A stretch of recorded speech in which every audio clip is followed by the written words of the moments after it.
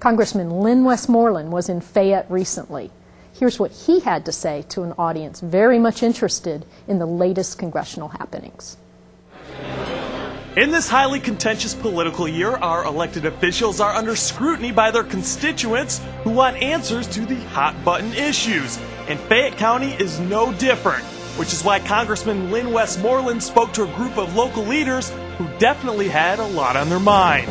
I'm just curious of what's been going on in Congress and his insight. And Lynn seems to have a really progressive view of what's going on, and just curious with those kind of answers. I hope to get some clarity on issues that are feeling very vague for me right now as a business owner. I'd like some clarity on what may happen to the tax structure and what may happen with some of the other things you hear floating around. So I'm just hoping to get some clarity.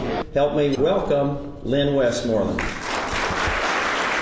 And of course, the big issue that everyone wanted some answers on was health care and how it would impact small businesses as well as individuals. I don't know if any of you have been listening to the news or reading the paper, but we just got through with a health care issue in D.C.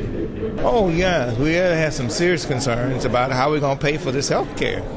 You know, we think that it has not, all the details haven't been told, and that the future generations are going to be penalized and possibly be without sufficient health care themselves. I don't really have questions about health care as much as just what are the things that I have heard in the media that are true, and what are the things I have heard in the media that are just sort of pumped up ideas that might happen. For example, there's some talk about the $250,000 cap means you have to do something, and then there's another one that says 50 employees and you have to do something, so it's just kind of confusing.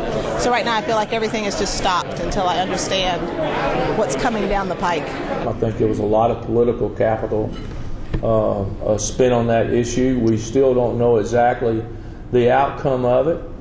We know it's passed. We know that the president has signed it into law. But we don't know what the consequences, the unintended consequences, are going to be yet. Every small business owner was looking for one answer. How is healthcare reform going to affect me and my business? And it wasn't lost on any of them how important the details are. Oh, extremely important, because I'm representing small business. And what we find is that if it makes it mandatory for small business that have employees of less than 50 people to be responsible for health care payments, it is going to reduce the number of employees that we can hire, simply because the cost for health care goes up. And then means that going to impact unemployment. I'm a small business owner myself, and you know how it's going to affect us, and just the troublesome of it being mandated on what we're going to have to do, and that's something that small business owners haven't had to do. Every small business person that I talk to feels exactly the way I do. We're sort of holding off hiring, thinking about who we may need to let go just because we don't know what's coming.